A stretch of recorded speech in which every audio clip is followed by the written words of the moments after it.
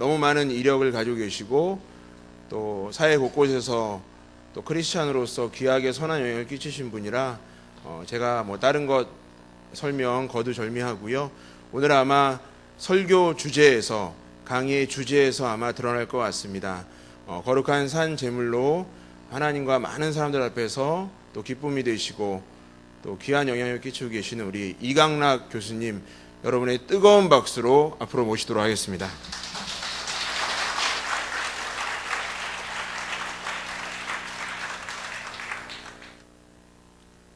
제가 태어난 곳은 전라남도 영광입니다. 저희 부모님께서 전라남도 나주에서 사셨습니다. 제가 어렸을 때 전라남도 나주에 비료 공장이 하나 있었습니다. 호남비료 주식회사라는 비료 공장이 있었는데 저희 아버님께서 그곳에서 직장 생활을 하셨습니다. 그런데 어느 날 제가 어렸을 때 이야기입니다. 저희 집에 3남 1녀입니다. 제 위에 형님이 계시고 제가 둘째, 그리고 제 밑에 여동생이 있고 막내 남동생이 있습니다. 제가 초등학교 5학년 되었을 때 이야기입니다. 저희 5학년 되었을 때 저희 아버님께서 또 어머니께서 이렇게 같이 집안에서 이렇게 회의하시다가 이제 이야기하시다가 나주에서 공부하는 것보다는 광주에 가서 공부하는 게 좋겠다. 아무래도 좀 큰 도시 가서 공부하는 것이 훨씬 더 여러모로 좋지 않겠는가. 그렇게 생각하셨습니다. 그러면서 아버님께서 저와 저희 이제 형제들에게 말씀하시기를 내가 직장생활을 하면서 큰 돈을 가지고 있지 못하기 때문에 다른 것은 넉넉히 도와줄 수 없지만 너희들이 공부를 하기를 원한다면 대학교 졸업할 때까지 등록금까지는 책임지겠다. 그렇지만 대학 졸업하고 나서부터는 너희들의 살 길을 각자 알아서 가야 된다. 그렇지만은 등록금 대학 졸업할 때까지 학비까지는 내가 부모로서 이렇게 뒷발을 책임지고 하겠다. 그러한 말씀을 제가 초등학교 5학년 때 했습니다. 그래서 제가 5학년 말에 저희 부모님께서 결단하셔가지고 저하고 저희 형하고 둘을 광주로 옮겨주었습니다.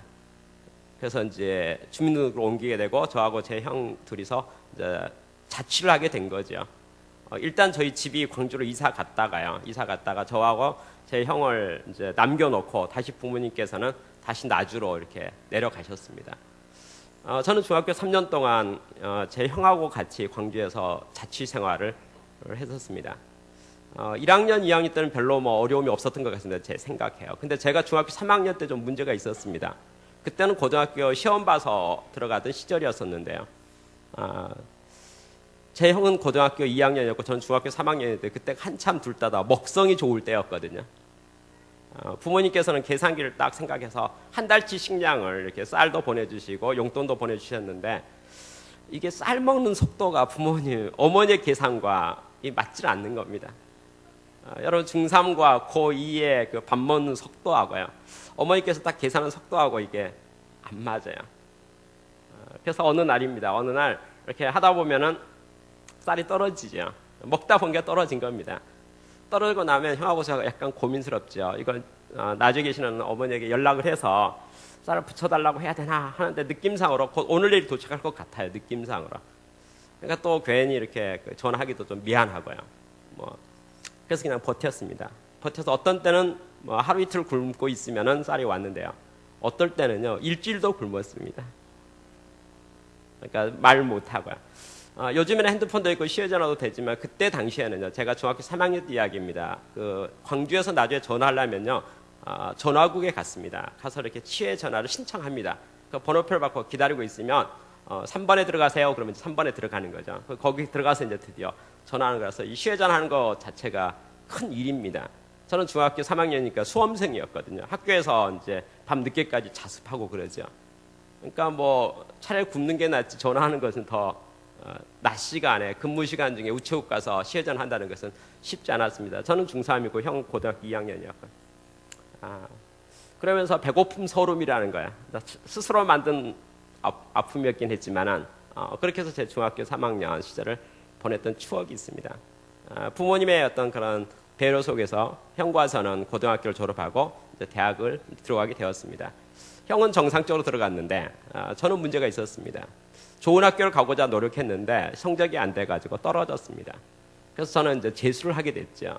이제 재수를 해야 될지 그냥 어디로 갈까 망설였는데 부모님께서 저에게 물었습니다. 어떻게 할래? 그래서 제 재수해서 다시 시험 보고 싶습니다. 그랬더니 부모님께서 허락하셨습니다. 그래서 이제 가방을 이제 준비해서 서울로 혼자 이제 재수 공부하기 위해서 서울로 상경했습니다. 그리고 1년 동안 뭐 나름대로 성실하게 학원을 다녔고 시험을 봐서 합격을 했습니다.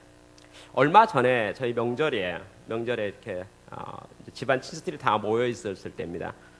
어느 분 한 분이 저한테 이렇게 말해요. 자네는 어머니에게 정말 효도해야 되네. 그렇게 말씀하셨어요. 저는 평소에 제 마음속에 저희 어머니에게 효도하는 것에 대해서 당연하게 생각했고요. 특별한 마음을 갖고 있지 않았었는데 명절 때 어느 먼 친척께서 저에게 자네는 어머니에게 효도해야 되네. 이렇게 말해서 아니 왜요? 왜 갑자기 그런 말씀을 하세요? 그랬습니다. 그랬더니 그분이 이렇게 말하는 겁니다. 자네 재수할 때 생각나네요. 저 서울에 혼자 있었으니까. 재수할 때 아들을 혼자 서울에 보내놓고 나서 너희 어머니께서 너무나 안타까워가지고 새벽 기도를 나가시기 시작하셨는데 하루도 빼놓고 나가셨는데 그해 겨울에 나주에 눈이 엄청 많이 왔다고 하네요. 눈이. 그래서 집 앞에 눈이 너무 많이 쌓여가지고 무릎 위까지 이렇게 눈이 쌓이니까 걸을 수가 없는 거예요. 그래서 새벽 기도를 아무도 못 오는데도 불구하고 너희 어머니께서만 하루도 빼놓지 않고 시험 보고 내려올 때까지 새벽 기도를 하루도 빼놓지 않았던 게 자네 어머니네. 그러니까 자네가 대학교 합격한 게 자네 실력 때문에 합격했다고 착각하지 말게. 어머니의 기도 덕분이라고 알았으면 좋겠네. 다른 사람은 몰라도 자네는 알아야 되네. 자네는 어머니에게 반드시 효도해야 되네. 그런 말씀을 저한테 했습니다. 저는 제가 스스로 재수 생활을 열심히 해서 대학을 합격했다고 생각했지만 그 뒷바라지 속에 저희 어머니께서 이렇게 기도를 그렇게 많이 하셨다는 것에 대한 것을 매우 감사하게 지금 생각하고 있습니다. 그때는 뭐 잘 몰랐었죠. 아마 어머니 기도 덕분이었었던 것 같습니다. 대학을 잘 들어갔었고요. 대학교 1학년 때 저는 성경 공부를 새롭게 하게 되면서 어려서부터 교회를 다녔습니다. 모태신앙이고요. 그랬었는데 대학교 1학년 2학기 때 제가 제 입술로 신앙 고백을 하면서 인격적으로 하나님을 잘 믿겠다고 결단하는 시간이 제 대학교 1학년 때 있었습니다.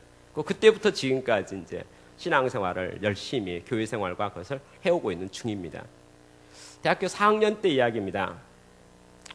저는 어려서부터 교회를 다녔었고 대학교 4년 동안 또 1학년 때부터 이렇게 성역 공부도 열심히 했었고 교회 생활도 충실하게 했기 때문에 제가 대학교 4학년이 돼서 졸업할 때쯤 됐을 때 제 마음속에 제가 지식적으로 성경에 대해서 많이 안다고 생각했었고 이제 믿음도 있다고 생각했었고요. 그리고 제가 사회에 나오는 데서 두려움이 별로 없었습니다. 이런 마음이었습니다. 하나님께서는 모든 믿는 자에게 택하신 모든 믿는 자에게 최선의 길을 예비하시지 않았겠는가. 그러니 내가 어떤 길로 인도되더라도 그것은 하나님께서 인도하신 하나님의 계획이기 때문에 그건 다 선한 일이다. 잘 된 거 좋은 일이다. 이런 마음이 있었고요. 또 하나는 믿는 자에게 능치 못할 일이 없다 하셨으니 또 기도하는 자에게 기도에 응답하시는 찾는 자에게 또 이렇게 말씀하시고 도와주신 하나님이시기 때문에 그러면 내가 신앙으로 세상을 살면 뭐 어려울 게 있겠는가. 순간적인 어려움이 있겠지만 결국은 믿음으로 잘 극복할 수 있을 것이라는 낙관적인 생각입니다. 그런 생각을 가지고 대학을 졸업하게 되었습니다. 졸업할 때 제 친구들, 가깝게 지내는 친구들이 있었습니다. 저는 공과대학에서요. 공대에서 기계 설계, 기계를 전공했었습니다. 근데 제 친구들은 다 공대 친구들이 대부분이었습니다. 뭐 전자공학과도 있었고 산업공학과도 있어서 학과는 좀 달랐었는데 가깝게 지내는 친구들이죠. 4학년 2학기 때 서로 진로에 대해서 이제 서로 상의를 했습니다. 어떻게 할 거야? 어떻게 할 거야? 그랬더니 제 친구들이 다들 대학원에 가기를 원했습니다. 4학년이 돼서 보니까 실력이 되게 좋을 줄 알았는데 막상 보니까 좀 자신이 없다는 겁니다. 좀 더 공부하면 좋겠다. 그리고 학사로서 바로 대학 졸업하고 나오는 것보다는 대학원 마치고 석사로서 나오는 것이 박사는 안 하더라도 훨씬 유리할 것 같다. 그러니 한 2년 더 공부하자. 이런 게 친구들의 의견이었습니다. 저도 그게 좋겠다 생각이 들었습니다. 그래서 부모님에게 말씀드렸죠. 저 대학원 가겠습니다. 그때 부모님께서 그러게 합격할 수 있으면 시험 봐서 합격하면 대학원 가면 좋겠다라고 부모님께서 그렇게 말씀하셨습니다. 저는 대학원에 원서를 냈죠. 시험 보기 전에 그 경쟁률이 나왔는데 다른 학과는 경쟁이 너무 셌습니다. 6대1, 5대1, 4.5대1, 6.5대1 이런 식으로 경쟁이 매우 높았어요. 근데 제가 응시했던 기계 분야만요. 경쟁률이 매우 낮았습니다. 1.4대 1이었습니다. 그리고 심지어는 누가 이런 말도 해요. 본교생의 응시율이 1대 1이 안 된다는 겁니다. 그랬더니 제 친구들이 저를 보고 부러워합니다. 자기들은 경쟁률이 5대1, 6대1이니까 이게 떨어질 것 같아요. 6명 중에 1명 뽑는 합격되는 거니까 떨어질 확률이 너무 높은 거죠. 근데 1.4대1이니까 합격한 것 같아요. 더더나 본교생 응시율이 1대1이 안 된다고 하니까. 그 친구들이 저한테 한턱 내라고 그랬습니다. 저는 시험도 보기 전에 기분이 너무 좋아가지고 하나님께서 은혜 주셨고 경쟁률도 깎아주신다 이렇게 생각하면서 한턱을 냈습니다. 그리고 시험 봤는데 저만 떨어졌어요. 제 친구들 중에 한 명이라도 더 떨어졌으면 그래서 같이 좀 상의해서 미래를 상의할 건데 제 친구들 친한 친구 한 6명 다 대학원에 합격해버리고요. 저만 딱 떨어지고 나니까 어디 물어볼 데가 없습니다. 그리고 좀 부끄럽고요. 그리고 순간 당황했습니다. 아니 나는 하나님을 잘 믿는다고 생각하고 있고 기도 생활도 잘하고 교회 생활도 잘하는데 하나님께서는 내가 대학원 시험 봐서 합격하는 걸 그렇게 대단한 부탁도 아닌데 왜 그것을 들어주지 않고 이렇게 사람을 아주 이렇게 힘들게 만드셨는가 매우 당황스러웠어요. 저는 어쩔 수 없이 다른 선택의 여지가 없네요. 이제 직장에 취직해야겠다고 생각했습니다. 그때 당시에입니다. 그때 1982년 1월 달이었는데요. 그때 당시에 그 한국 기계를 전공한 사람이 취업하기 제일 선호하는 직장이 2개가 있었습니다. 인천에 있는 대우중공업하고 울산에 있는 현대중공업이었습니다. 그게 그때 당시 제일 큰 회사였었고 주로 기계를 전공한 사람들이 가장 선호하는 직장이었습니다. 저도 뭐 저희 과에서요 취업을 하는 친구들은 둘 중 하나를 골라서 가는 겁니다. 어디 갈까 어디 갈까. 어떤 친구는 울산의 현대중공업에 원서를 내고 어떤 친구는 인천의 대우중공업에 원서를 냈습니다. 저도 생각하다가 저는 서울에서 공부를 했기 때문에 서울을 떠나고 싶지 않았고 교회를 옮기고 싶지 않았고 또 친구들을 헤어지고 싶지 않았습니다. 그래서 저는 뭐 그냥 서울에 있어야겠다, 수도권에 있어야겠다 생각해서 인천현 대우중공업에 원서를 냈습니다. 뭐 그때는 뭐 취업하는 게 어렵지 않았기 때문에 합격을 했습니다. 그리고 이제 입사를 해가지고 연수를 받게 됐죠. 신입사원 연수를 받으면서 곰곰이 생각해 보니까 이제 마음이 정리정돈이 되었습니다. 이런 생각이었습니다. 제 친구들은 저보다 공부를 잘하고 예를 들어서 뭐 진로 중에 대학교 교수가 되는 게 진로일 수가 있으니까 대학원이 필수 과정이겠지만 하나님께서 나에게는 취업을 해가지고 사회생활하고 직장생활하고 이렇게 사회생활하도록 했으니 교회 가셨는데 그러니까 그렇게 된다면 대학원에 가는 것 자체가 시간 낭비일 수가 있다. 그러니까 하루라도 빨리 사회에 나와서 직장생활하면서 사회에서 경험을 쌓는 것이 더 최선이 아닌가? 그러니까 하나님께서 제가 저의 길에 대해서 그냥 친구 따라 강남 가는 기분으로 시험 받은 거예요. 하나님께서 너는 아니야. 그래서 딱 끊으셨기 때문에 내가 대우중공업에 입사하는 것이 올바른 길이다.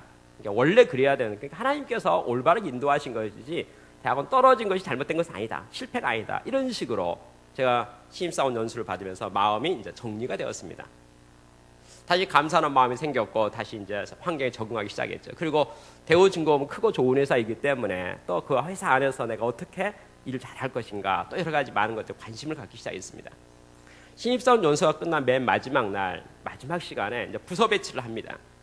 자, 부서 배치 저도 그 중에 은근히 가고 싶은 부서가 몇 개 있었습니다. 뭐 기술연구소랄지 뭐 생산기술부 분야랄지 이런 쪽은 제가 엔지니어 기계를 전공했으니까 좀 관심이 있었습니다. 하나님의 기도했죠. 하나님 저 기술연구소 보내주세요. 아니면 생산기술도 좋습니다. 부서마다 이름을 쭉 불러주고 있는데 그 부서 부르면서 제 이름을 부르지 않았어요. 저는 약간 아쉬웠지만 뭐 대우중공업 좋은 회사니까 뭐 어느 부서라도 뭐 상관이 있겠습니까? 기다렸어요. 그런데 맨 마지막까지 모든 부서 이름을 다 부를 때까지도 제 이름을 안 불러버리는 거예요. 처음에 이름이 불리지 않을 때는 좀 아쉬움이 있었지만 맨 마지막 순간에 제 이름 부르지 않았을 때는 당황스러웠죠. 그래서 주변을 둘러보았습니다. 둘러봤더니 다 같은 신입사원 연수를 받았기 때문에 다 이제 입사 동기생들이죠. 대충 얼굴과 이름을 딱 둘러보니까 저와 마찬가지로 이름을 부르지 않은 친구들이 몇 있는 거예요. 보니까 저는 저만 이름 안 부른 줄 알고 깜짝 놀랐다가 보니까 몇 사람 눈에 보이길래 마음을 좀 놓았습니다. 내가 모르는 또 새로운 부서가 있나 보다. 그러더니 아니나 다를까 이름을 명단을 다시 이제 특별한 명단을 부르는 거예요. 쭈르르 부르는데 그 속에 제 이름도 있었습니다. 그러면서 이렇게 말한 거예요. 위 사람들은 내일부터 대우정밀공업 주식회사에 가서 근무하시기 바랍니다. 이러는 거예요. 저는 그 대우정밀공업 주식회사 이름을 그날 그 시간 처음 들었어요. 저는 대우중공업에 입사를 했는데 내일부터 신입사원 연수 끝났는데 대우정밀에 근무하라는 거죠. 다들 이제 당황스러워가지고 대우중공업 무슨 회사입니까? 왜 거기를 갑니까? 거기 뭐예요? 이렇게 물었죠. 그랬더니 인사 담당자가 뭐 보충 설명해 줍니다. 뭐 내용 듣고 보니까 이해가 됐어요. 국방부 조병창이라고 하는 정부 기관이 있는데 그게 본연의 임무를 다 마쳤기 때문에 공장이 매각이 돼가지고 민영화가 됐답니다. 근데 그걸 대우중공업에서 이번에 인수하게 됐대요. 인수하게 됐는데 그러면 대우중공업 뭐 3공장 무슨 공장 이름 붙여야 되는데 그 공장이 너무 외따로 떨어져 있기 때문에 고민하다가 그냥 별도 법인으로 만들기로 어저께 결정했대요. 그래서 이번에 대우중공업에 이제 부장도 가고 과장도 가는데 신입사원도 좀 가져야겠다는 거죠. 그래서 대우정밀 공채 1기생으로 이번에 뽑은 신입사원도 가기로 해서 이번에 배치가 된 거라고. 그래서 이분들은 그쪽에 가시면 된다 이렇게 말했습니다. 뭐 듣고 보니까 이해가 됐어요. 아 그렇구나, 그죠? 근데 대우정밀이 어디가 있어요? 위치를 알아야 되잖아요. 그랬더니 농담 삼아서 이러는 거예요. 내가 들어봤더니 저는 안 가서 모릅니다. 이렇게 말하면서 들은 말로 이렇게 말하면 그곳에는요 높은 파란 하늘이 있고요, 하얀 구름이 있고요, 동서남북에 높은 산이 있고요, 울창한 밀림이 있고요, 멧돼지도 있는 건 확실한데 노루도 있다는 말도 들었고요, 큰 호수가 있고 작은 호수가 있고요, 경치 하나는 뭐 최고라고 그렇게 말하면서 좀 아쉬운 게 하나 있는데 반경 4km 이내 사람만 없다고 그러면서 주소를 불러줍니다. 경상남도 양산군 철마면에 산속에 그 공장이 있다는 거예요. 그래서 오늘 밤차를 타고 서울역에서 부산역으로 가면 부산역에 그 통근버스가 기다리고 있어요. 그 버스를 타면 이제 그 양산으로 갈 거라고. 그래서 내일부터 근무하시면 된다고. 그날 밤차를 타고 내려가는데 마음이 많이 좀 착잡했습니다. 저는 대학을 졸업하면서 저의 인생의 미래에 대해서 아주 이렇게 기대감이 많았었죠. 하나님께서 매우 좋은 모습을 인도할 걸 생각했는데 어쩐지 마음이 계속적으로 무너져가는 것 같고 꼬이는 것 같고 뭐 제가 원하지 않고 전혀 생각하지 않고 예측되지 않았던 곳으로 제가 빨려 들어가는 것 같은 느낌이 들었습니다. 그래서 저는 대학교 4년 동안 성경 공부했던 것이 생각나서 말씀 가운데서 이 문제를 해석해 보려고 막 노력을 했습니다. 생각나는 구절은 적합한 건 딱 한 절밖에 없었습니다. 창세기 12장 1절 말씀이요. 너는 본토, 가족, 친척, 아비집을 떠나 내가 지시할 따로 가라. 저는 전라남도 영광에서 태어났고요. 나주에서 부모님이 쭉 사셨고요. 광주에서 초등학교 졸업장 그리고 중학교, 고등학교를 광주에서 졸업했습니다. 그리고 서울에 와서 대학을 졸업했죠. 근데 직장이 이제 경상남도 양산군 철마면으로 이제 발령받아 가니까 반경 한 200km 이내에 아는 사람이 아무도 없어요. 대한민국 땅이 넓은 땅도 아닌데 제가 그동안 자라왔던 환경에서 정반대 쪽에 그쪽으로 제가 드디어 직장 생활을 하게 됐습니다. 내려갈 때 마음은 매우 이렇게 솔직하게 말씀드려서 행복하지 않았습니다. 그리고 약간 두려움이 있었습니다. 그리고 왜 나를 이 낯선 곳으로 하나님 인도하시는가에 대한 생각이 있었습니다. 그렇지만 그곳에 가서 뭐 그것도 사람 사는 동네일 뿐만 아니라 대우정밀은 매우 이렇게 선후배가 아니랄까요. 직장이 아주 분위기가 좋았습니다. 밀어주고 끌어주고 모든 분위기가 너무 좋아서 저는 그 대우정밀에서 금방 익숙해졌습니다. 그 이제 직장 생활에 안정이 됐죠. 그 시간 지나가면서 그리고 회사 내에서는 대우정밀에서는 제가 공채 1기생으로 온 신입사원이기 때문에 회사에서 주목을 했습니다. 이번에 그 신입사원 들어왔는데 너무 똘똘한 사람들이 온 것 같다. 이런 분위기에서 모든 면에서 평도 잘 보아줬었고 그래서 실제 뭐 내려갈 때 마음은 외로움이 있었지만은 직장 생활하는 데 있어서는 아주 좋은 분위기 속에서 생활을 잘 할 수 있었습니다. 저는 이제 회사 앞에 보면 두구동이라는 마을이 있습니다. 동네 이름이 두구동인데요. 그 두구동 마을 한가운데 조그만 교회가 하나 있습니다. 그 교회가 두구동 교회입니다. 저는 이제 두구동 교회에 등록을 해서 출석을 했습니다. 월요일부터 토요일까지는 회사 안에 생활했고요. 이게 기숙사 있었는데 독신자 숙소인데 그걸 회사 안에 있었거든요. 그러면 이제 주일날 아침 되면 이제 회사 밖을 걸어 나오는 거죠. 4km 걸어 나옵니다. 교회에 와서 이제 아침부터 저녁까지 교회에서 생활하고 다시 이제 회사로 복귀하죠. 그러니까 월요일부터 토요일까지는 회사 안에 근무하고 주일날은 이제 그 두구동이라는 마을에 내려와서 그 마을에는 한 가운데 있는 두구동 교회에서 이제 하루 종일 교회 생활하고 그런 생활을 쭉 이렇게 하게 됐습니다. 3년 차 되었을 때 이야기입니다. 1984년인데요.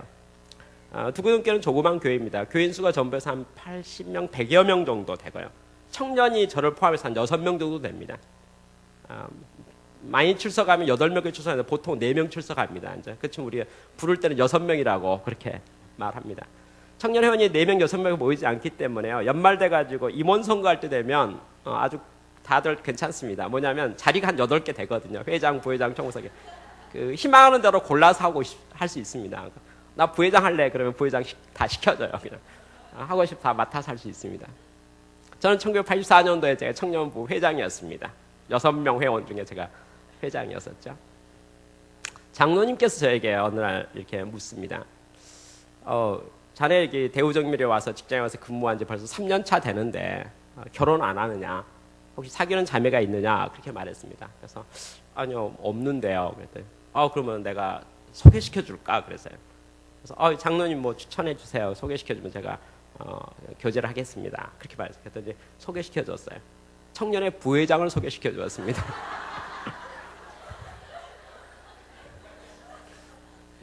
그래서 1984년 11월 20일 날 교회 행사로, 두구동교회 행사로 청년회장과 청년 부회장이 결혼을 했습니다.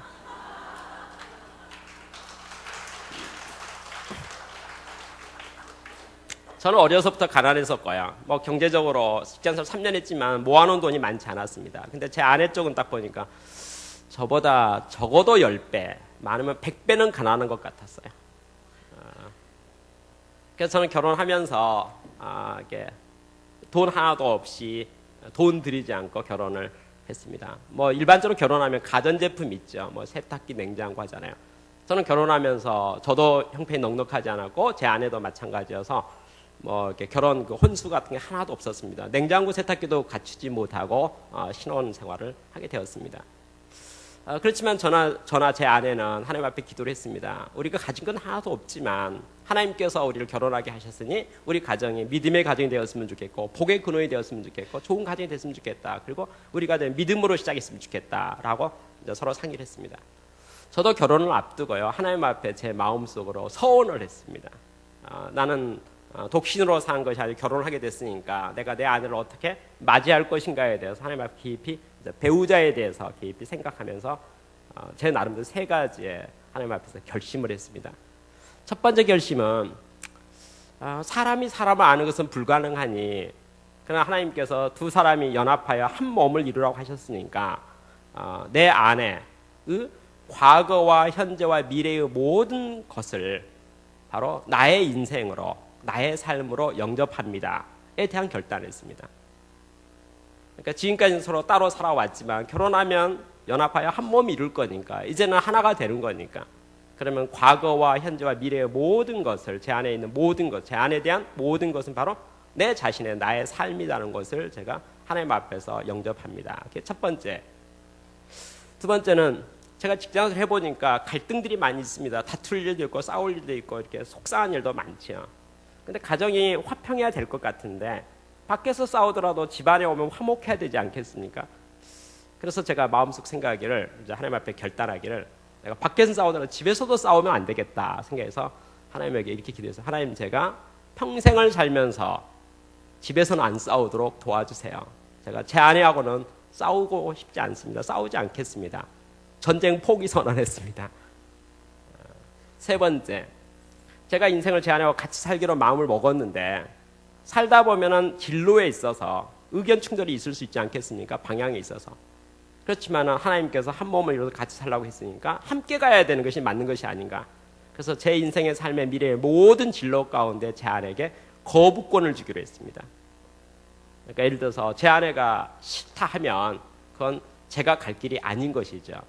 제가 갈 길이 아닌 게 아니고 저희 가정이 가야 될 길이 아닌 것이죠. 2사람이 함께 합의된 것만이 유일하게 갈 길이지 합의되지 않는 것은 그것은 선택할 수가 없다. 그러니까 제 아내에게 제가 거부권을 인정하겠다. 저의 삶의 진로의 모든 것에 대해서.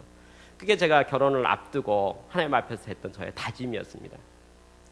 이제 결혼을 하면서입니다. 결혼식을 하고 준비하면서 제 아내하고 상의를 했습니다. 상의를 하면서 우리가 하나님 앞에서 새로운 믿음의 가정을 만들고 싶은데 어떻게 하면 좋을까 하다가 신혼여행을 어디로 갈까? 신혼여행, 결혼하면 신혼여행 가잖아요. 어디로 갈까 하는데 몇 가지 문제가 있어서 가장 첫 번째 문제 중에 한 가지는 경제적인 문제입니다. 뭐 냉장고 세탁기도 못 사는 혼수 못 마련하는 상황 속에서 돈을 들여서 뭐 설악산이나 제주도 신혼여행 가는 것은 좀 부담스러웠습니다. 그래서 고민하고 상의하다가 장소를 하나 찾았어요. 그 부산 옆에 김해가 있고요. 김해에 약간 올라가면 그 생김면이라고 하는 생칠린가 하는 곳이 있는데 그쪽에 가면 무척 높은 산이 하나 있어요. 그 산 이름이 무척산입니다. 무척 높아요. 물론 그 지역에서 제일 높습니다. 무척산은 아주 유명한 산입니다. 경치가 좋대요. 근데 그 산정에 가면 무척산 꼭대기 가면 조그만 호수가 있다는 거예요. 산정 호수가요. 그 옆에 기도원이 있다는 겁니다. 그 기도원이 무척산 기도원이야. 기도원으로 신혼여행을 가면 뭐 감사원금만 하면 될 것 같아요. 저는 제 아내와 기도원으로 신혼여행 가자고 했습니다.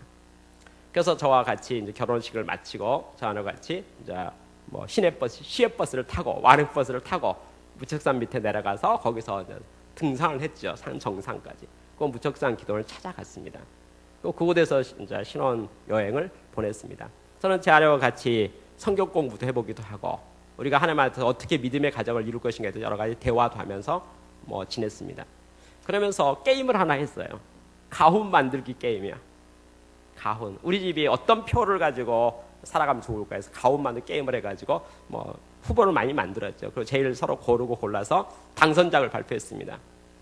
1984년 11월 20일 결혼하고 무척산 기도에 신혼여행 가가지고 저와 제 아내가 만든 당선작 가훈이죠. 지금까지 저희 가훈입니다. 성령으로 말미암아 창조와 사랑을 이루는 목자의 가정. 그게 그날의 당선작이었습니다.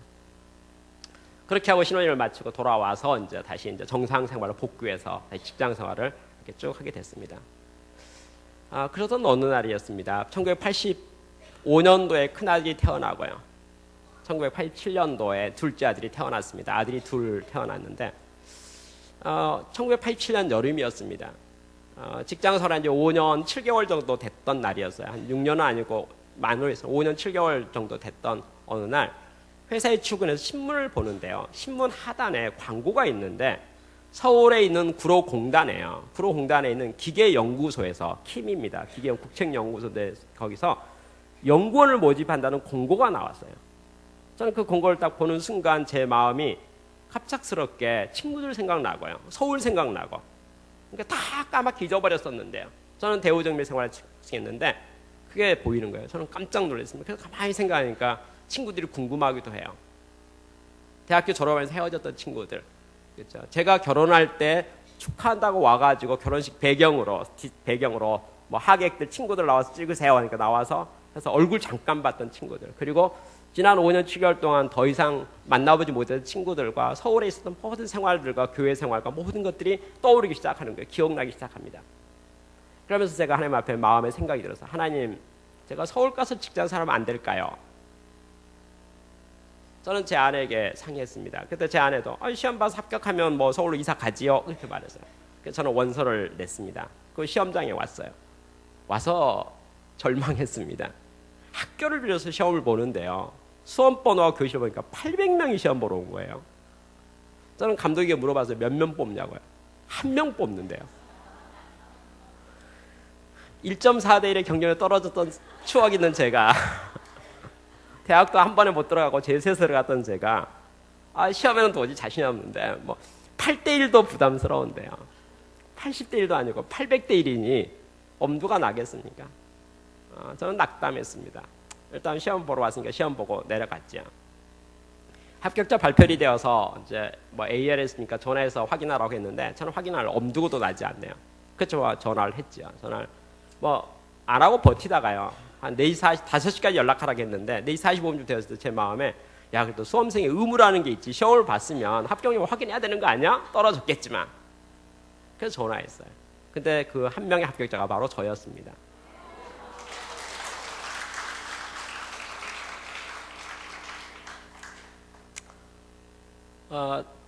그날 정말 행복했어요. 뭐 눈물이 펑펑 쏟아졌습니다. 마치 소감 한마디 말한다면 뭐 고생 끝 행복 시작 같은 느낌이었습니다. 물론 그 전에 시간들도 순간순간 행복했었지만은 저는 그 800대 1이라는 것과 그 모든 것, 또 서울로 제가 이사할 수 있다는 모든 것들이 갑자기 모든 게 이루어진 것 같은 너무나 행복한 순간이었습니다. 저는 기쁨 가운데 구비 서류를 준비해가지고 서울에 왔습니다. 그리고 기계연구소 인사 담당자를 찾아가서 서류를 제출했습니다. 그건 저 서류를 다 검토해 다 됐다고 합니다. 다음 주 월요일부터 출근해서 근무하시면 됩니다라고 하면서 저희 호봉을 불러줬어요. 이제 당신은 몇 급 몇 호봉입니다. 호봉 급호를 불러주는 겁니다. 근데 저는 몇 급 몇 호라는 호봉 체제가 별로 익숙하지는 않아요. 그래서 제가 뭐 질문했죠. 그 월급이 얼마예요? 이렇게 물었어요. 제 생각에 대우정비는 민간기업이고요. 기계연구소는 국책연구소니까 월급이 한 5% 10% 내려갈 것 같아요. 그러니까 일반적으로 민간기업이 월급을 좀 더 많이 주니까. 그렇지만 제가 월급 때문에 옮기는 거 아니기 때문에 뭐 월급이 10% 내려가도 상관없어요. 뭐 상관없습니다. 그렇지만 제가 급여가 얼마인지는 궁금하니까 물어본 거죠.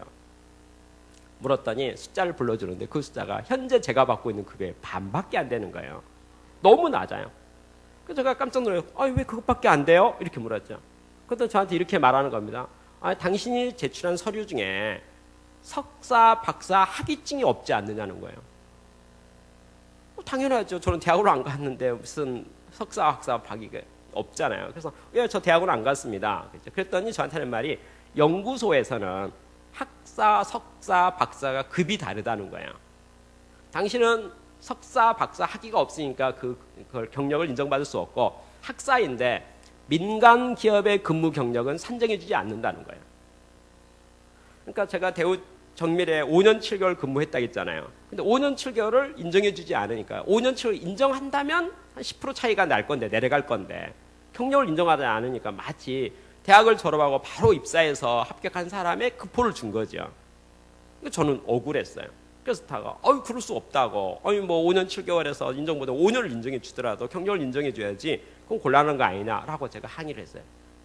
그때 인사 담당자가 별로 반가워하지 않으면서 실문 관두라고 이러네요. 저는 그 말 듣는 순간 이게 참 일이 꼬인다는 생각이 들면서 당황스러웠습니다. 저는 하나님에게 물어봐야겠다 생각이 들어서 이거 어떻게 해야 돼? 당황스러웠죠. 저 좀 생각 좀 해보겠습니다. 그랬더니 옆방에 부님 토의실 있으니까 들어가 생각하고 나오라고. 여러분 제가 그 방으로 들어갈 때 저의 마음이 정말 당황스러웠습니다.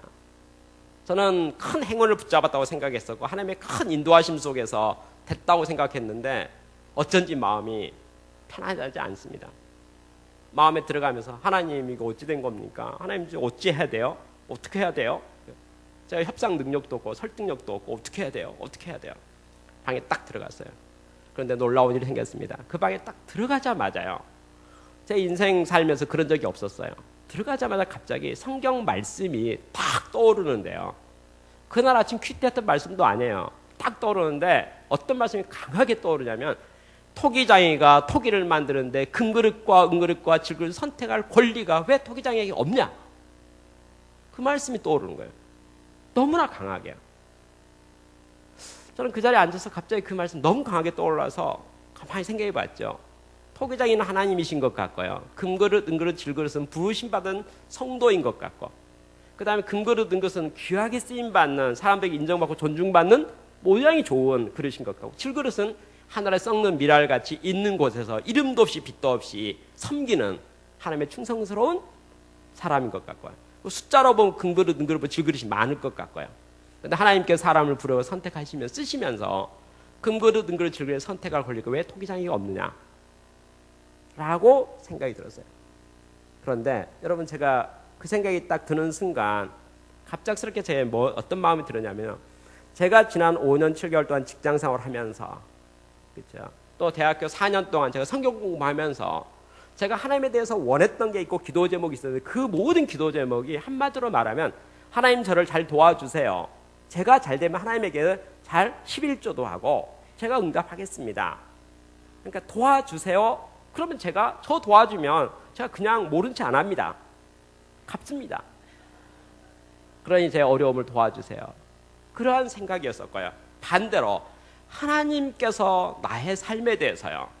어떤 계획을 가지고 있는 거고 어떤 희망하고 있는지 하나님께 제가 뭘 하기를 하나님이 원하시는 거에 대해서는 제가 전혀 기도해보지도 않았고 관심 갖지도 않았고 물어보지도 않았고 생각을 전혀 하지 않았다는 것을 그날 처음 알았어요. 저는 그 전날까지 교회 생활도 열심히 했었고 봉사활동도 열심히 다 많이 했었는데도 불구하고 제 마음의 중심에 제가 하나님 앞에서 하나님의 도움으로 잘 되고 싶은 거예요. 잘 되고 싶은 거예요. 마치 그때 모습 이런 말이죠. 하나님 이제 저 질그릇 그만하고 이제 금그릇이 은그릇 승진시켜주면 안 됩니까? 이런 분위기야. 근데 하나님께서 저에게 묻기를 토기장이가 토기를 만드는데 금그릇과 은그릇과 질그릇을 선택할 권리가 사용할 권리가 왜 토기장이가 없느냐? 너 좀 생각해 봐라. 너 이 자리에 왜 와 있느냐? 그 자리에 앉아 가만히 생각하니까 저의 신앙 자세에 대해서요, 특히 하나님에 대해서 최초로요 미안한 마음 들었어요. 미안한 마음이요. 내가 하나님 믿는 사람이고 하나님 잘 믿는다고 생각했는데 하나님께서 나를 통해서 이루고자 하시는 하나님의 계획이 무엇인가 전혀 무관심하고, 그리고 제가 대우정비를 내려갈 때 분명히 말씀 가운데 나한테 합당한 말씀 이 말씀밖에 없다. 너는 본토 가족 친척 아비집을 떠나 내가 지어서 가라. 그게 하나님이 준 말씀이라고 믿고 내려가가지고 지난 5년쯤도 그렇게 믿고 살았던 사람이, 그리고 그곳에서 모든 문제 없이 잘 자랐던 사람이 갑자기 그 모든 말씀 다 잊어버려. 그건 벌써 옛날 요절입니다. 그렇죠? 오늘은 아닙니다. 그래서 제가 원하는 대로 하고 싶은 대로 움직이고 있는 제 자신을 보았습니다.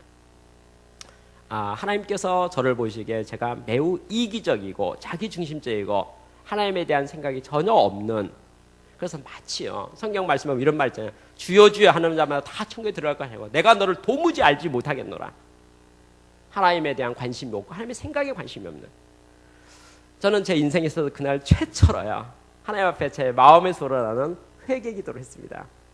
하나님, 제가 참 교만한 자이고 하나님을 전혀 사랑하지 않는 자이고 남이 보기에는 하나님을 잘 믿는 자 같아 보이지만 마음으로는 하나님과의 교통함이 전혀 없는, 그리고 하나님의 마음을 바라보지 않는, 하나님 나를 왜 선택하셨는지, 그리고 하나님께서 내 삶 가운데 뭘 원하시는 데서 전혀 들을 길을 갖지 않는 그런 저의 신앙의 모습을 부끄럽게 생각합니다. 회개합니다 라고 생각하면서 그날 최초로 하나님에게 첫 번째 헌신의 기도를 했어요. 하나님께서 저의 삶이 질그릇 살게 하나님이 원하신다면 저는 질그릇 살겠습니다. 저는 눈물 가운데 방을 나왔습니다. 그리고 인사 담당자 찾아갔죠. 백지 달라고 했어요. A4용지 백지 하나 주세요. 줬어요. 저는 받아서 입소 포기서 이강락, 이 본인은 일신상의 사유에 의하여 기계연구소 입소를 포기하고자 하니 허락하여 주시기 바랍니다 하고 그 날짜를 쓰고 사인해서 사직서를 제출했습니다. 그리고 다시 경상남도 양산군 철마면 대우정밀로 복귀했습니다. 저는 내려가서부터 진짜 제가 가운데로요 목자의 삶을 살기로 마음먹었습니다. 대우정밀은 저의 하나님께서 보낸 장소입니다. 그곳에 2,000명의 직원은 하나님께서 저를 도우라고 말씀하신 것입니다. 저는 그 직장인들과 함께 정년퇴직 할 때까지 그들과 함께 살아야겠다라고 굳게 마음먹었습니다. 그리고 회사 일을 열심히 했습니다. 회사 내 기독 신회 모임에도 적극 참여했을 뿐만 아니라 열심히 해서 시간이 지나면 제가 대우정밀 기독신회 회장이 되었습니다. 각 부서마다 성역공 모임이랄지 또 직원들을 돕는 많은 활동들, 뭐 합동 결혼식을 주관한달지 봉사활동과 다양한 활동들을 적극 참여하면서 저는 그곳에 평생 직장으로서 생활을 했습니다. 만 10년이 지났던 어느 날 10년 됐습니다. 1982년 1월부터 1992년 10월까지 저는 대우정밀의 아주 성실한 직장인으로서 생활했었습니다. 서울에 있는 어느 컨설팅 회사에서 스카우트 제안이 왔어요. 당신 컨설팅 해보지 않겠느냐고요. 저는 지난 5년 전에 있었던 기계연구 사건이 저한테 추억이 생각났기 때문에 듣자마자 노 그랬습니다. 그건 뭐 재론의 여지가 없죠. 저 이제 뭐 금그릇 은그릇 바라지 않습니다. 그냥 됐습니다. 질그릇 괜찮습니다. 그리고 대우정밀 너무 행복합니다. 할 일이 너무 많습니다. 이곳은 저의 하나님께 저를 이곳에 보낸 사명의 장소입니다. 그러니 제가 딴 생각할 이유가 없죠. 필요도 없습니다. 노 그랬어요.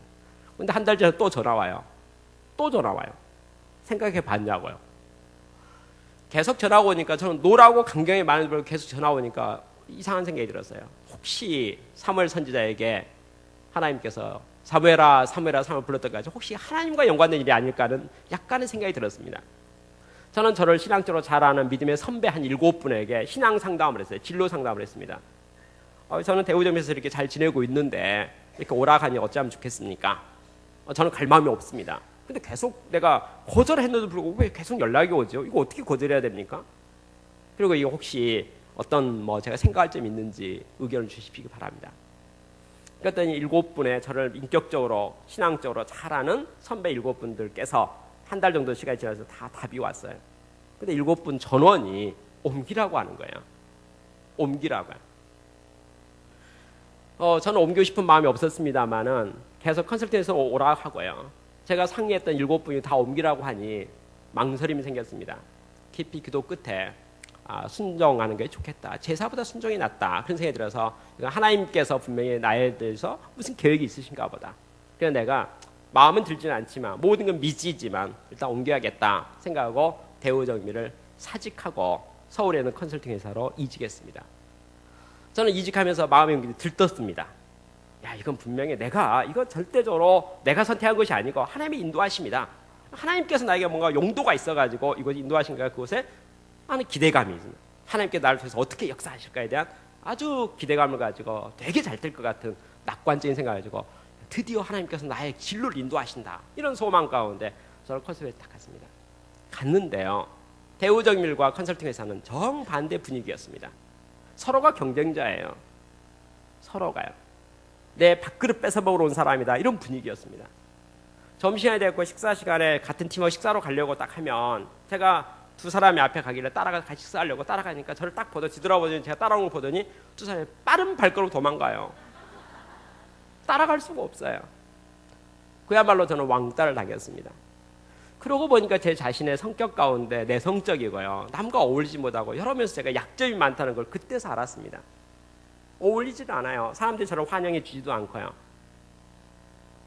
한 3달 지났던 어느 날 컨설팅 회사 임원께서요. 높으신 분께서 저에게 연락이 왔어요. 저녁 식사 같이 하자고요. 저는 3개월 동안 너무 힘들었었기 때문에 마음이 외로웠었기 때문에 컨설팅 회사 임원께서 같이 식사하자는 자리가 너무 반가웠습니다. 그래서 그날 가서 저녁에 기쁜 마음으로 참여했죠. 그때 그분은 식사하면서 저한테 이렇게 말합니다. 컨설턴트로서 성공하는 조건이 10가지가 있고 실패하는 조건 10가지가 있을 수가 있는데 자네는 내가 지켜보니까 실패하는 조건 10가지를 완벽하게 갖춘 유일한 사람이다. 결국 떠나게 되겠지만 하루라도 빨리 마음 정리를 하는 게 좋을 것 같아서 조언해 준다 라고 말했습니다.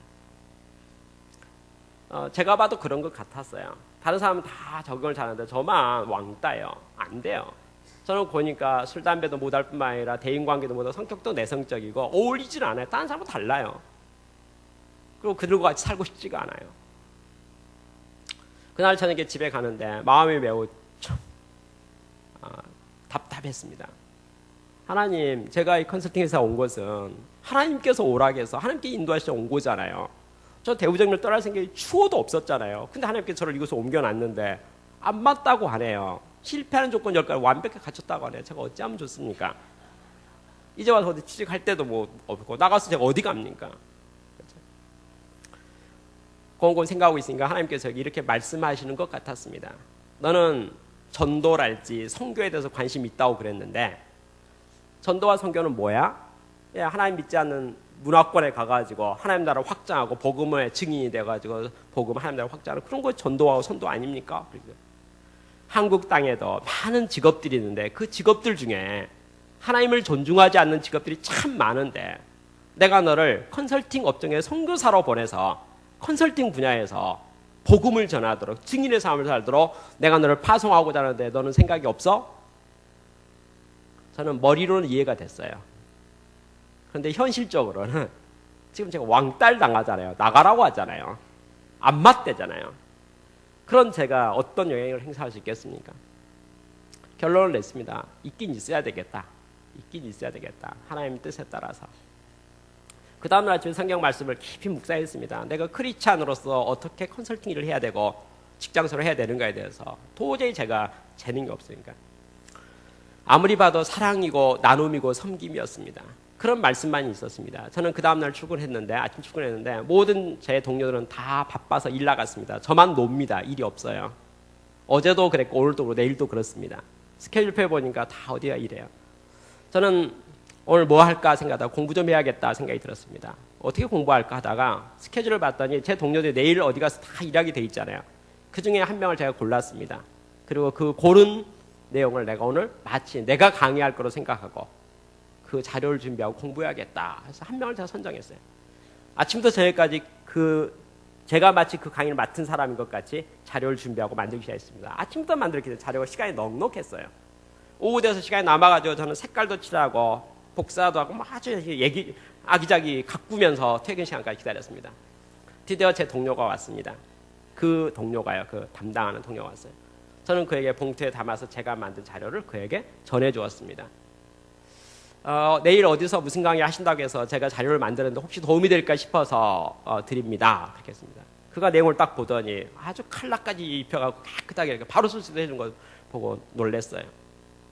이 사람이 뭘 바라고 이러지? 이런 마음이 있는 것 같아요. 그래서 자료는 마음에 드니까 가져가면서 반응 없었습니다. 그냥 낚어채지 가져갔어요. 저는 그 다음 날 또 한 명 골랐습니다. 그리고 매일같이 공부했습니다. 한 명씩 좋았어요. 3달 지났던 어느 날 동료 중에 한 사람이 저를 찾아왔어요. 물어볼 게 있대요. 뭡니까? 그랬더니 자네는 매일같이 한 사람을 골라가지고 자료를 만들어 주잖아. 그죠? 예. 그런데요. 제가 뭐 잘못했나요? 그 선정 기준이 뭐야?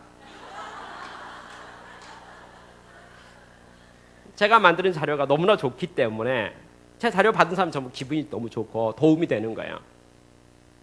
그런데 제가 어떤 기준에서 사람을 고르는지를 알고 싶을 거예요. 선정되고 싶은데 선정될 방법이 없네요. 기준을 모르니까. 그래서 물어봤어요. 저는 기준이 없었죠. 그래서 그냥 제가 그냥 공부하고 싶은 거 골라서 한 건데요. 그래서 그래? 그러더니 저에게 제안을 합니다. 그러지 말고 자료를 만들면 우리 팀 전원 35명인데 35장 복사해가지고 다 나눠주면 안 될까? 우리 모두에게 다 유익하니까. 저는 그날로부터 자료를 이제 만들면 전원을 나눠줬습니다. 여러분, 시간이 지나면서 저희 동료들은 저를 다 좋아하게 되었습니다. 그리고 저에게 자료를 주기 시작했습니다. 왜? 저에게 준 자료는 제가 또 다듬어서 또 좋은 자료를 만들어 다 나눠주니까. 그러면서 1년이 지나가면서 저는 컨설팅 회사에 자리를 잡고 드디어 팀원으로 환영을 받게 되었습니다. 2년 되었을 때 저는 하나님 앞에 깊이 생각 끝에 내가 실력이 있어야 되겠다. 내가 달리 잘하는 거 하나도 없으니 공부 좀 해야겠다. 이런 생각이 들어서 컨설팅 회사에게 제안을 했습니다. 저를 일본에 장기 연수 보내주세요. 한 3개월, 4개월. 그럼 공부 좀 하고 오겠습니다. 그래서 근데 회사에서 무슨 소리야? 자네 1년 동안 이제 공부 많이 해가지고 이제부터 일할 때인데 이제 와서 공부한다고 그래? 여기 대학원 아니야? 여기 직장이지. 반대했어요. 제가 계속 공부해야겠다고 말하니까 한마디 합니다. 좋아, 그럼 보내줄게. 대신 가 있는 동안에 월급 못 줘. 그리고 연수비는 본인 부담이야. 물론 체재비도 본인 부담이고. 그래도 갈성에서 가. 저는 망설임이 있었지만 실력이 있어야 되겠다. 공부해야겠다 생각이 들어서 제가 그 자리에서 공부하기 결정하고 결단했습니다. 그래서 제가 결정했죠. 저는 1993년 1월 마지막 주 수요일 날 비행기를 타고 일본을 갔습니다. 공부하러 갔어요. 그리고 수, 목, 금이 지났습니다. 그 토요일이 되었습니다. 토요일 날은 쉬는 날이었습니다. 주 5일 근무하니까요. 토요일 날 저는 제가 숙소가 있던 그 마을 동네를 한 바퀴 쭉 돌아서 쇼핑도 하고 길도 할 겸 이렇게 구경을 했습니다. 그런데 그 도시에 교회가 없는 거예요. 한국은 곳곳에 교회가 있으니까 예배를 드릴 수가 있는데요. 별로 하루 종일 돌았는데 교회가 없어요.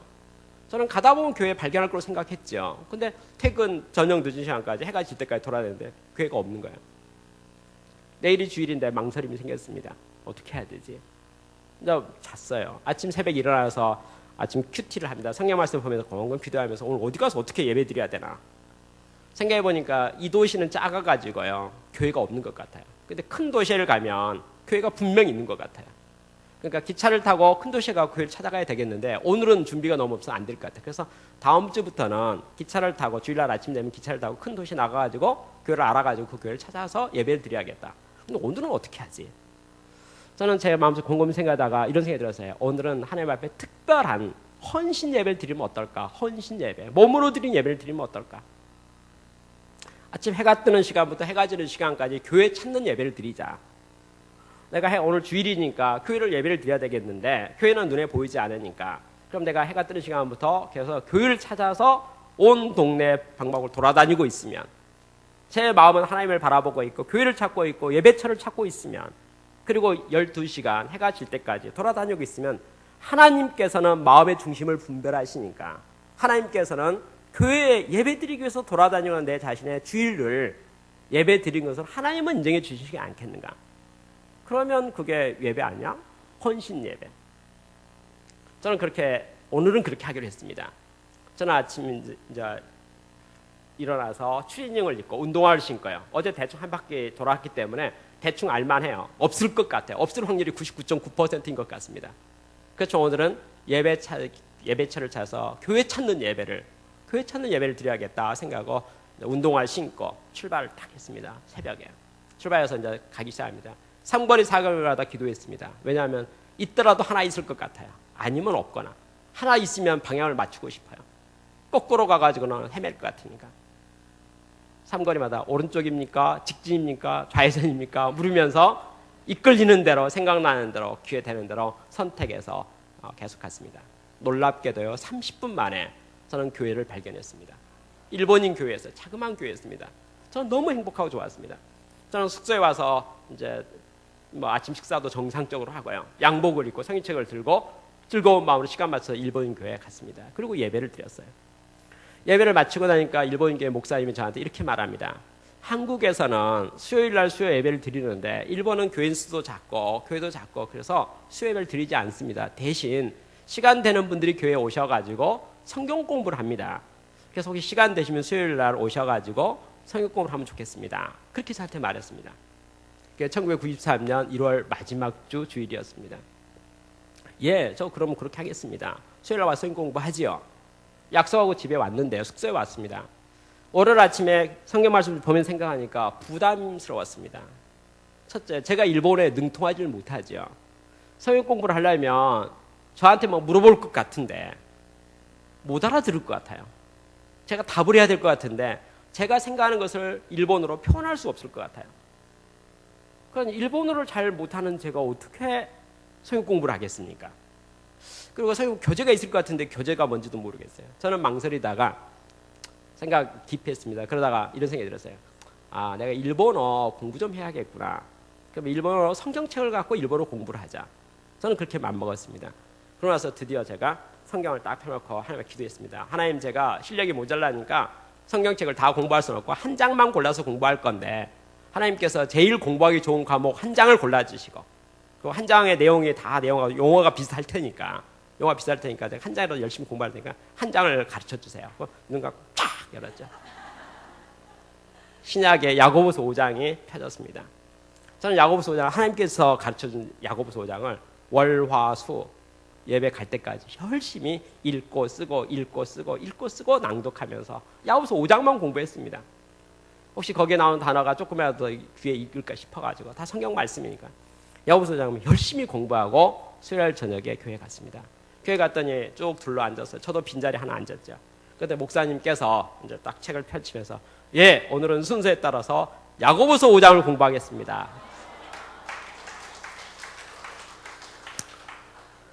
여러분, 사람이 세상을 살면서 가끔 여러 가지 일이 있죠. 우연스러운 일이 있죠. 우연의 일치가 있죠. 여러분, 그날은 정말 지금도 생생해요. 얼마나 눈물이 나왔는지 모릅니다. 저는 그날 생각하고 뭐 했는지 몰라요. 알아듣지도 못했고 모릅니다. 다만 야고보서 5장 저의 마음속에 매우 강한 확신이 들어왔습니다. 어떤 확신입니까? 내가 너를 주목하고 있노라. 내가 너를 바라보고 있노라. 내가 너를 주시하고 있노라. 저는 제가 일본에 공부하러 갔을 때 주저함이 있었지만은 그러나 주께서 저를 주목하고 있고 주께서 저를 주목하고 있고 주께서 저와 함께 하신다는 것을 너무나 강하게 확신이 들었습니다. 주께서 함께 하신다면 내가 거칠 것이 없다. 저는 그날로부터요 열심히 공부했습니다. 대학원에 가가지고 다시 산업공학으로 석사과정도 공부하고 박사과정도 공부하고요. 그리고 공장관리 기술사 자격증도 따고 부터시해서 열심히 공부하고 뭐 일본도 수도 없이 가고 싱가포르도 가고 미국도 가고 뭐 샌프란시스코 주립대학에 가서 SCM도 공부하고 미국의 제너럴 일렉트릭 같은 회사에 가가지고 거기서 뭐 또 퍼실리티 양성원도 공부하고 공부할 수 있는 모든 것은 계속 공부해서 실력으로 최고가 되자. 주께서 나를 도우시면 내가 못할 거 없다. 그죠? 5년 지났을 때 하나님께서 은혜를 주셔서 저는 컨설팅 회사에서 최고의 연봉을 받는 컨설턴트로 승진이 되었습니다. 컨설턴트 그룹장이 되었습니다. 누가 저에게 질문합니다. 어떻게 일하는 것이 최고의 컨설턴트입니까? 저는 그에게 간증했습니다. 성령께서 교회를 돕는 모든 일과 성령께서 돕는 일과 컨설턴트가 기업과 조직을 돕는 일 너무나 똑같습니다. 그러니 정말 멋진 컨설턴트 되려면 하나님을 잘 알아야 됩니다. 하나님을 잘 알게 되면 컨설팅 일을 잘 할 수 있습니다. 그렇게 말했습니다. 제 주변에는 많은 컨설턴트들이 크리스찬이 되었습니다. 80%가요. 그리고 목사님이 매월 교회 회사에 오셔가지고 헌신 예배를 주관하기 시작했습니다. 저는 너무나 5년 만에 일어난 그 변화가 너무나 감사했습니다. 바로 그때 제 아내가 저에게 이혼하자고 하는 거예요. 깜짝 놀랐죠. 그건 말도 안 되죠. 당황하고 무슨 말이냐고 그랬죠. 내용을 알고 보니까 내용은 간단했어요. 제 아내가 어느 날 몸이 아파서 몸이 상태가 안 좋아서 병원에 갔습니다. 그랬더니 암 진단 선고가 나왔어요. 그걸 수술하래요. 그래서 제 아내가 수술 날짜를 잡았습니다. 수술 날짜는 당일날 아침에 아침 식사를 하는데 저에게 오늘 병원에 갈 일이 있는데 무서워서 그러니까 같이 가줄 수 없냐고 그랬어요. 저는 매우 바쁜 시기였었죠. 그래서 제가 무슨 소리 하냐고 다 큰 사람이 알아서 병원 가라고 하면 저는 장기 출장을 떠나고 말았습니다. 제 아내 혼자 병원에 입원했고요. 수술을 했고 그리고 병원에 있다가 퇴원해서 집에 왔는데 아무리 생각해도 몸이 편치 않아요. 아무리 생각해도 3개월 시한부인 것 같습니다. 의사는 괜찮다고 말했는데 제 아내가 믿음이 가지를 않아요.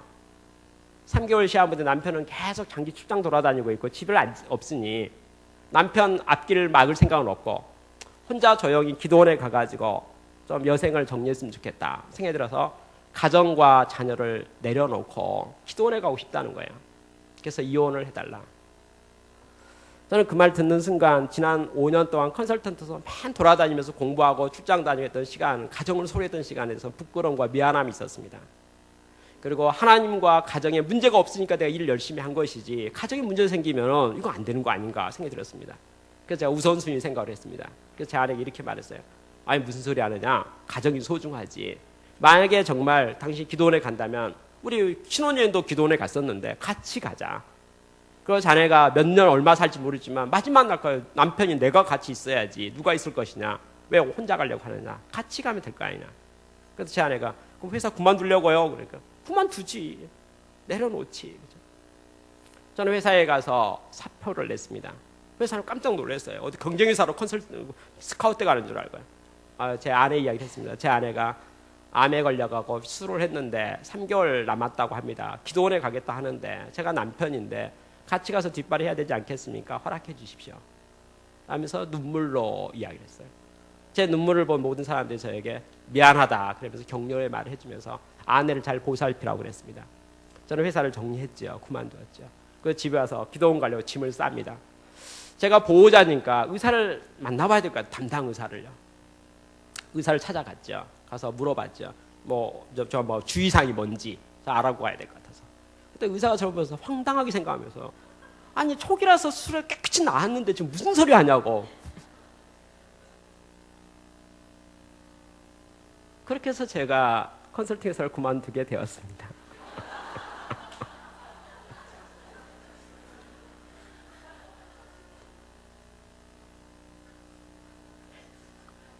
저는 독립을 했어요. 그래서 KR 컨설팅이라는 회사를 1998년 1월 달에 97년 여름에 있었던 사건입니다. 가을에 독립했다가 1998년 1월 달에 KR 컨설팅 개인 회사를 설립하고 99년 5월 달에 KR 주식에서 법인을 설립해서 오늘까지 사업을 해오게 되었습니다. 1998년 9월 12일 토요일이었습니다. 그때는 독립하고 나서 제가 열심히 동서남북 돌아다니면서 분주하게 일하던 때였습니다. 자리 잡기 위해서요. 노력하고 있었습니다. 토요일 날 오전에 용인에 있는 어느 연수원에서 오전 4시간 강의가 있었습니다. 강의를 마치고 서울에 올라오는데 경부고속도로가 꽉 막히는 거예요. 차가 다 막혀 있으니까 차를 운전하고 있는데 가운데 가만히 앉아 있으니까 지난 일주일 동안 너무나 피곤해가지고 잠도 제대로 못 자고 밤차 타고 다니고 막 힘들어서 그런지 막 잠이 오는 거예요. 저는 졸음을 쫓기 위해서 노력을 많이 했습니다. 그때 당시에 저는 서울의 목동 아파트에 살고 있었습니다. 경부고속도로를 접어들어서 마치고 올림픽도로를 접어들어서 쭉 가는데 졸음이 도망가질 않아요. 그러다가 그때 여의도 광장이 눈에 딱 보이는 순간 마음이 놓였어요. 야, 이제 5분만 더 가면 10분만 더 가면 집이다. 이번 주 일주일 너무 힘들었으니까 잠 좀 푹 자야겠다 라고 맘먹고 그 자리에서 핸들을 붙잡고 자버렸어요. 1998년 9월 12일 토요일 오후 2시 반경이에요. 여의도 광장 앞에 올림픽도로 그 넓은 도로에서 제가 자버렸어요. 핸들을 붙잡고 너무 피곤해가지고 졸음운전이요. 한참여 눈을 딱 떴습니다. 눈을 떴더니 앞차가 박살나 있더라고요. 뒤에도 차가 있는데 뒷차가 박살나 있더라고요. 제 차가 기울어져 있더라고요. 타이어 타는 냄새가 진동하더라고요. 순간 생각났어요. 아, 내가 작고 사고가 크게 났구나. 그리고 내가 죽었구나. 근데 꼬집어 보니까 아파요. 이상하다. 왜 죽은 사람이 아프지? 저는 일어서서 차 밖에 나와서 주변을 둘러보았습니다. 보니까 상황이 이런 것 같아요. 제가 졸음운전을 했긴 했는데요. 제가 왔다 갔다 하는 사이에 모든 차는 방어운전했어요. 안 부딪히려고. 다른 차하고 부딪히지 않았어요. 그런데 저 혼자 오른쪽 한강변 가드레일을 이렇게 쥐어 박으니까 앞 타이어가 터지고 뒤 타이어가 터졌어요. 타이어가요. 그러니까 타이어가 터졌는데 불구하고 엔진 차에 힘이 있으니까 계속 가요. 가다가 올림픽도로 오른쪽에 보면 이렇게 튀어나온 쪽에 고장난 차, 사고 난 차 두 대를 견인에다가 세워놨는데 그 가운데 빈자리로 제가 들어갔어요. 그러니까 딱 막혔죠. 차가 섰어요. 저는 거기서 한숨 잤어요. 저는 그때 교회에서 고등부 교사를 하고 있었거든요. 저녁에 정신 바짝 차려 집에 왔는데 타이어 2개 교환하고요. 집에 왔는데 기도의 자리에 갔어요. 갔더니 기도 자리에 다 앉아 있는데 하나님이 저한테 이렇게 묻는 것 같았어요. 내가 너를 왜 살려준 것 같아? 이렇게 묻는 것 같았어요.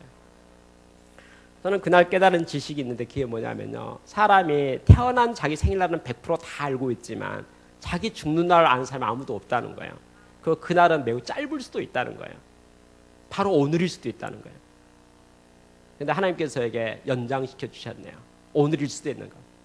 저는 그때 하나님 앞에 깊이 헌신했습니다. 하나님, 덤으로 주신 저의 삶, 하나님의 기쁨이 되면 좋겠습니다. 하나님의 영광이 되면 좋겠습니다. 모두에게 유익이 됐으면 좋겠습니다. 의미 있는 삶이 됐으면 좋겠습니다. 하루하루의 삶이 하나님 앞에서의 삶이 됐으면 좋겠습니다. 남을 섬기고 봉사하는 삶을 살고 싶습니다. 저는 그런 마음에 결단을 했습니다. 그리고 세월이 쭉 지나가서 2008년이 되었습니다. 2008년은 제가 사업한 지 10년 됐던 해네요. 이제 10년 되니까 사업도 많은 어려움이 있었지만 그래도 자리 잡았습니다. 남보기에 괜찮아 보였습니다. 그런데 그때 제가 하나님 앞에 깊이 기도 중에 깨달은 생각이 하나 있는데 그게 뭐냐면요. 사람의 지혜와 지식이 아무리 뛰어나다 할지라도 환경의 변화를 예측할 수가 없다는 겁니다. 그러니까 사람의 지혜와 지식으로 미래를 경영할 수가 없다는 겁니다. 그리고 내가 하나님 믿는 사람이면 정말 하나님을 신뢰하고 하나님과 함께 모든 걸 해야겠다는 겁니다. 그래서 제가 생각해보니까 성경 말씀에요. 광야 생활했던 이스라엘 민족 40년 생활이 구름 기둥과 불기둥의 인도함을 받았는데 구름 기둥이 가면 가고 서면 서고 멈추면 멈추고. 그러니까 제가 사는 인생의 길이 광야길 40년이 구름 기둥과 불 기둥이 인도하심을 받는 삶이 돼야 될 거 아닌가. 그런데 구름 기둥이 서 있는데도 불구하고 저는 계속 가고 있고요. 예를 들어서.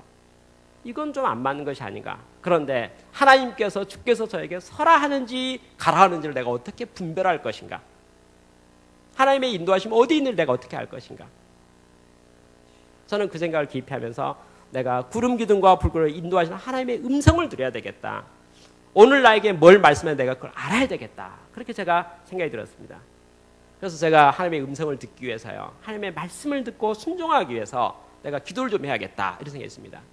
그래서 제가 2008년 10월 11일부터 11월 19일까지 40일 특별 기도 시간을 만들었습니다. 기도표를 만들었어요. 내가 매일같이 새벽 기도 나와서 말씀만 들어봐야겠다. 그리고 그 말씀대로 순종해야겠다. 저는 제가 스스로 개인적으로 마음 먹었기 때문에 아침 새벽에 와서 말씀을 들었습니다. 선포되는 말씀을 하나님의 말씀으로 받아들였습니다. 그리고 오늘 내가 어떻게 살 거에 지침으로 받아들였어요. 그리고 깊이 생각해 보았습니다. 오늘 만날 계획들도 있고 생각들이 있는데 그것을 하나님 앞에 다시 한번 재조정을 해보았습니다. 오늘 하나님께서 저에게 이렇게 말씀하셨는데 그럼 내가 오늘 삶을 어떻게 살면 좋을까? 만나서 누구를 만날까? 갈까 말까? 무슨 말을 할까? 곰곰 아침에 생각했습니다. 그리고 마음의 결정이 되면 일어서서 나왔습니다. 저는 그 전까지 기도는요. 하나님이 구하는 기도였습니다. 근데 이제 입장이 바뀌었습니다. 구름 기둥과 불기둥 인도하시는 하나님께서 나에게 뭘 말씀하고 나를 뭘 바라시는지 뭘 기대하는지를 알고 싶었습니다. 그래서 가만히 있었습니다. 가만히 있었습니다. 말씀 가운데 특별히 감동이 없었으면 저는 성경 말씀을 읽었습니다. 천천히 읽었습니다. 주여 오늘 저에게 말씀하소서 제가 그 말씀을 준행하겠나이다. 오늘 저의 삶 가운데 주께서 어떻게 말씀하는지 제가 듣기를 원합니다. 바라보았습니다. 어떤 날은 1시간 있다 나왔고 어떤 날은 교회에서요. 어떤 날은 2시간 있다 나왔습니다. 그러던 어느 날이었습니다. 그날은 이상하게요.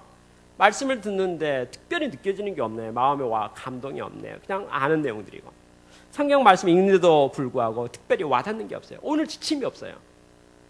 아니 하나님께서 오늘은 구름 기둥이 서버린 것 같아요. 말씀 안 하시네요. 뭘 해야 되라고 말씀 안 하시네요. 저는 나올 수가 없었습니다. 그래서 가만히 앉아 있었습니다.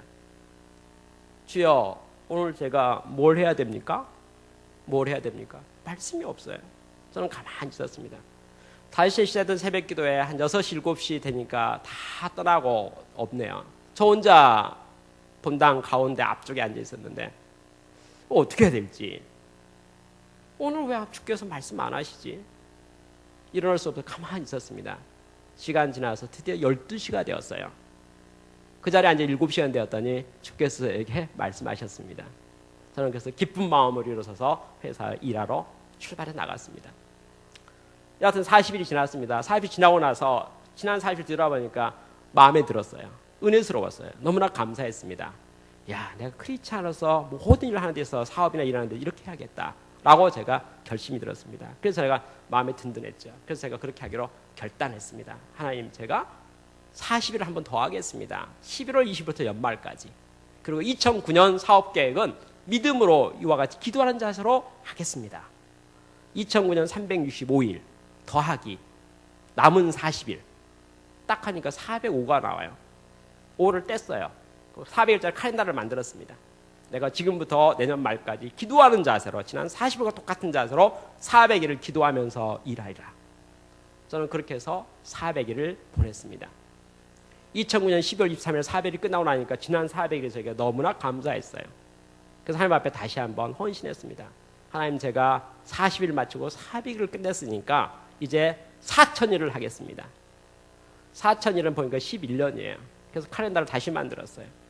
2010년 1월 1일부터 2020년 12월 31일까지 11년 딱 하니까 이게 4000입니다. 내년 9월 30일이 이제 1000일입니다. 2012년.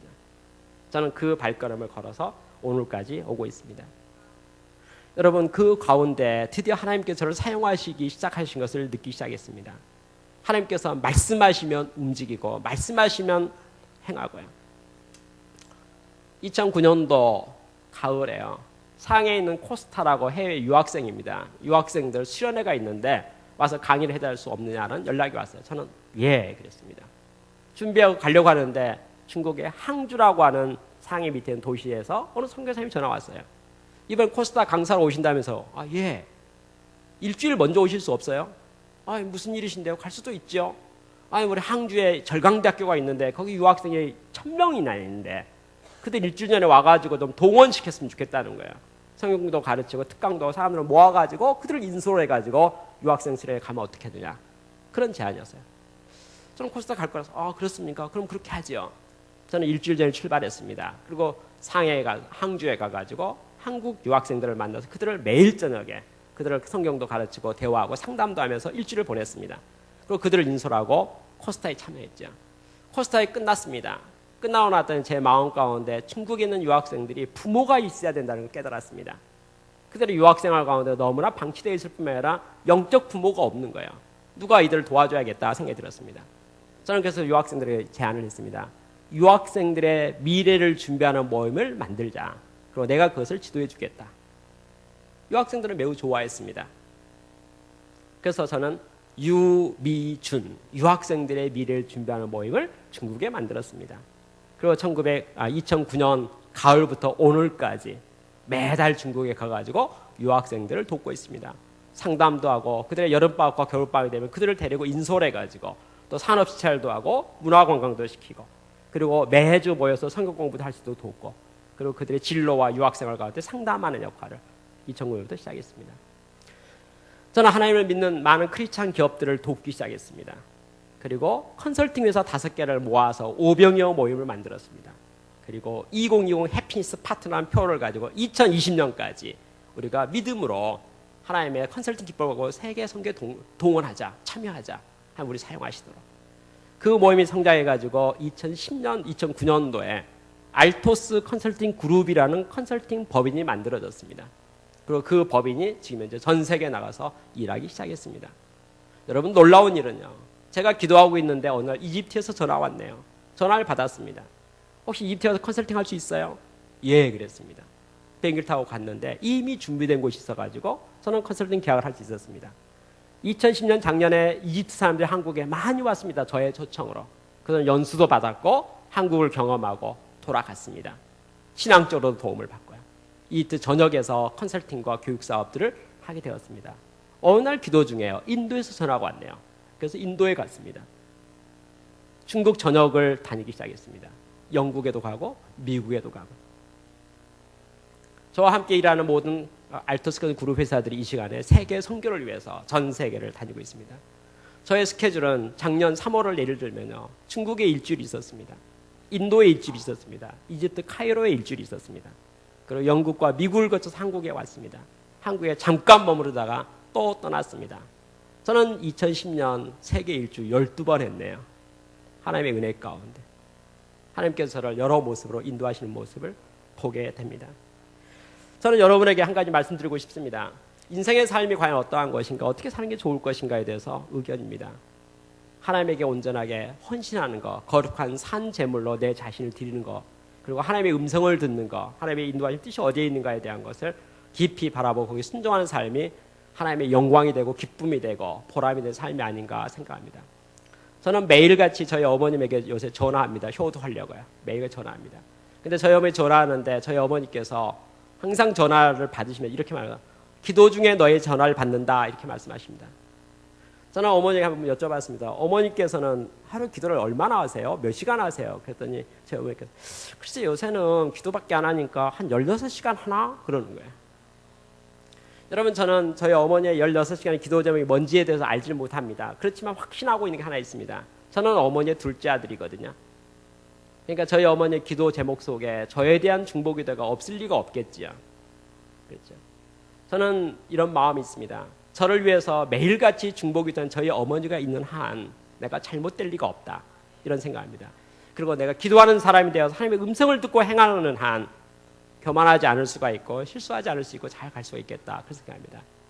저는 오늘 여러분 앞에 초청을 받아서 와서 여러분을 만나게 되었습니다. 제가 처음에 매우 교만한 사람이고 자기 중심적인 사람이었습니다.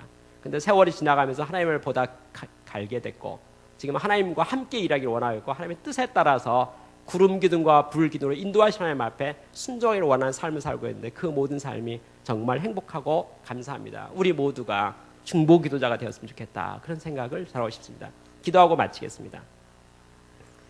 감사하신 아버지 하나님, 오늘 이 자리에 저를 초청해 주셔서 하나님께서 저에게 주셨던 은혜에 대해서 나눌 수 있도록 도와주시니 감사합니다. 성경 말씀대로 저희가 거룩한 산 제물로 너희 몸을 드리라는 그 말씀대로 저희가 하나님께 온전히 헌신하며 하나님과 동역자가 되며 하나님의 사람이 되기를 원하오니 아버지님께 저희를 사용하여 주시고 저희가 중보 기도자가 되게 하여 주시고 하나님께서 이 시대 가운데 이루고자 하시는 뜻이 무엇인지 분별할 수 있도록 도와주시고 그것에 참여하는 저희 될 수 있도록 허락하여 주시옵소서. 이거에 참여한 모든 분들 가운데 아버님께 복의 복을 더하여 주시고 축복하여 주시고 저희가 하나님 앞에서 믿음으로 성장해가는 저희 되게 하여 주시옵소서. 하나님을 보다 신뢰하는 저희 될 수 있도록 은혜를 더하여 주시옵소서. 허락하여 주신 모든 걸 인하여 주님께 감사드리며 우리 주 예수 그리스도 이름으로 기도드립니다. 아멘.